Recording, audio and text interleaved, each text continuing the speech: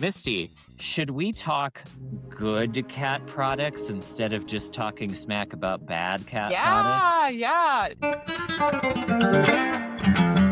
Sometimes it's the simple things that make the biggest difference. And when I'm always trying to buy the latest thing and do, the latest idea, oftentimes it's overcomplicating things. But one thing that I found recently that did actually help is we got a freestanding pet gate or baby gate that it's only maybe 3 feet tall, but it has really narrow metal mesh. And what I use it for is I train my cat, Pearl, particularly, to step forward onto it to get her nails trimmed. It's not what it was marketed for, but that's how I use it so that I don't have to wrap her up in a towel or try to distract her with churu and find her toes are too tickly and she won't hold still. This way, I can train her to do it, but it avoids the problem of sometimes she gets overexcited about the treats and she'll try to grab at the treats. And then I end up with grappling hooks in my hand while I'm trying to trim her nails. And while that does make her nails accessible, it is obviously not an ideal way of doing things. Ouch! So this way she can lean forward against the gate and it's almost like the protected contact you would see with a zoo animal. If you were going to trim a lion's claws or file down a tiger's nails, you'd probably do something similar. So what I'm hearing is this will save you a bunch of money on antibiotics. And some trips to the vet. If people are used to taking their cat to the vet or the groomer for nail trims, I mean, that's a lot of expense and a lot of potential stress on you and the cat that doesn't need to be that way. You can turn it into a game. Teach your cat to lean up against this gate and trim their nails. Which I think that this leads to another really good thing to think about, which is this idea that you don't need stuff for your cat. I hear a lot of people who are like, I don't want to get my cat trees because I don't like the way that they look, or I don't want to get, scratchers because I don't like the way that they look. And they'll wonder why their cat is scratching their couch when they aren't offering the cat an acceptable solution. End of the day is you need places for the cat to climb. You need places for the cat to scratch. You need a litter box. Even if you don't want that, it's part of having cats, and you still need to meet their behavioral needs, which doesn't mean your home has to be ugly. It just means that you do have to have stuff for your cats. Right. And that's a great thing to talk with your behavior consultant about if you want help coming up with creative solutions. I know both of us love coming up with products to suggest to people that they can get for their cats. So if somebody's got a particular aesthetic in their home and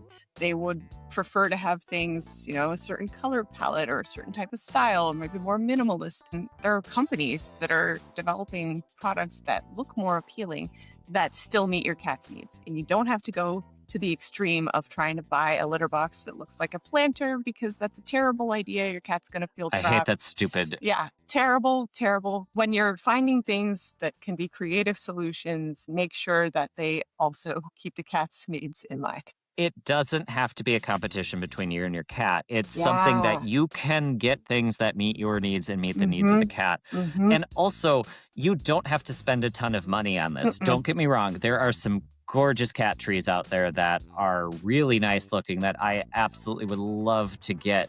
But they're not the only choice that you have. You can repurpose other things, or you can turn human furniture into things for your cat. Or you can modify other things. Yeah. You can find something on a buy nothing group and you don't have to go spend any money that you can modify it so that your cat can enjoy it. Definitely. We built a bookshelf for my cats that's like a tiered bookshelf so that it acts like stairs for the cats. Oh, like the step kind? Yeah. You suggested that? Oh, I suggest those to clients all the time. I love those. So that's what we built because we saw them online that they existed, that they were over $100. And it was during a time when we weren't working a lot. So it wasn't really doable for us. But my husband happens to have a lot of handy building skills. So we had just taken down an old bed frame that had a whole bunch of wooden slats on it. And so we used those, repurposed those, and built a tiered bookshelf that meets my needs for the storing of books and fun things in my office space. And it provides beds on each level. I have a chair. Can we share an emotional story here really quick? Of course. Okay, so I call it the chair, stylized capital T, capital C. It's just a a teal fabric office chair that doesn't have any armrests on it that I got way back in the day because I was like, I need a chair for my tiny desk that I had. There's no chance I'm ever going to work at home. Ha ha ha ha. You can tell that this was pre-COVID. Mhm. And I just needed something. I was like, I like the color. I don't really want like a leather chair because I don't like the way it feels. I'm going to get a fabric one. And I got this chair and it kind of traveled around with me a little bit. And I would, not gonna lie, I would often just put clothes that needed to be put away on it before I put them away. Yeah, as we do. Everyone I feel like has a chair like that where Yeah. this is their dump chair. Mhm. When I started working from home because of the COVID pandemic, I ended up having a couple times where Zoloft would push me off of the chair because he would be like, I want to sit on this chair. And he really liked office furniture. When we would Nice. stay at my parents' place, he would go and he would try and get into their den and he would go and he just wanted to sit on their office chair. That's And he adorable. loved office furniture. It was very funny. So I eventually had to get this chair that I'm sitting in right now because I was like, well, Zoloft really wants this office chair. And I was like, okay, you can have your own office chair. And he got his own chair That's it was amazing. his chair that Mm. I have a picture from him sitting on it from about a month-ish before he passed. It was something that he really enjoyed that chair right up until the end. And rather than fight him on it, I was like, okay, dude, you can have your own office chair. And I remember one of the first days after I had brought Prozac home, Prozac was very scared and I was looking around for him and I couldn't find him anywhere. And I was like, okay, he's probably hiding somewhere. And I went and I looked for Prozac and I saw him in my den where Mm. he was on the chair. And Aw.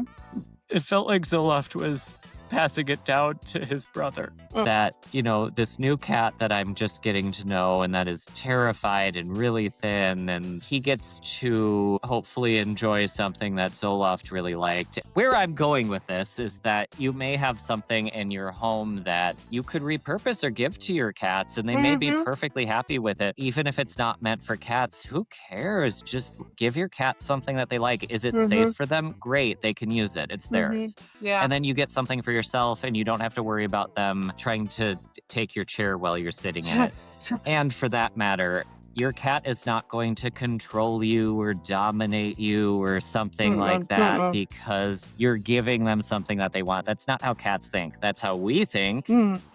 but that's not how cats think. Yeah, it's not bad to give your cat something that they want. It doesn't mean that they control you or dominate you in any way. It means that you're having a relationship, you're having an interaction where you fulfill some of their needs just like they fulfill some of your needs. And that's why we have pets, is because we have a need for companionship that they can help to fill. But that comes with it the expectation that we're going to provide for their needs, especially if we're going to keep them indoors only and separate them Yep. from their instinctive life of hunting and prowling and experiencing the wonders of the outdoors. We need to provide for those needs and compensate for all of those things that they aren't going to get to experience. Misty, do you have anything that you really like talking with clients about, or anything that's really easy for people to make, or any pieces of cat stuff that you want to throw out and share with the world, or you found really helpful for your own cats? I mean, there's different ideas depending on whether you're talking about litter boxes or play or furniture, and depending on people's level of DIY skills.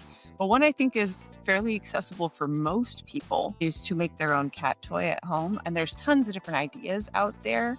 You don't need a lot of crafty skills. You can just get some cheap felt fabric from a local craft store and cut a couple of strips and tie them in a double knot and put that on a string, and that's fun.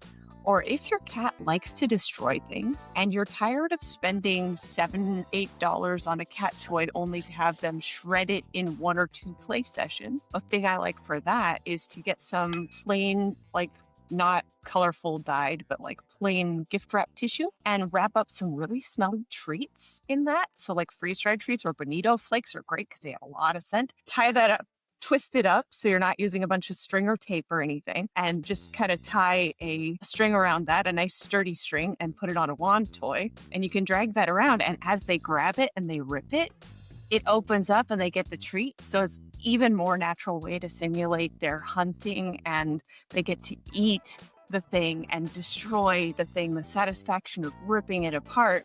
And you haven't spent $8 on a toy that they just destroyed in 30 seconds. It's a really clever idea because there's a lot of people who their cat will just kind of, plow through toys. I can't get to be for my cats because I remember I tried it once with Prozac, and I'm not kidding. I set it up, and I had one of those suction cup toys that bounces. It's like the cat dancer, but a suction cup version of it, and it has a removable toy at the end. And I put DeBee on the end of that toy because I was like, oh, he would love this.